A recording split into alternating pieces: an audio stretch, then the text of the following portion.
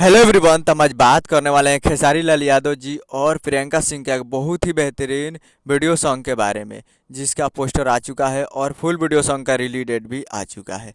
और इसे लिखे हैं कृष्णा बेदर्दी जी और इसमें म्यूजिक दिए हैं शेखर शर्मा जी और इसे गाए हैं खेसारी लाल यादव जी और प्रियंका सिंह जी, जो कि आपको स्क्रीन कवर दिखाई दे रहा है। जिस सॉन्ग का टाइटल रखा गया है काला काला साड़ी।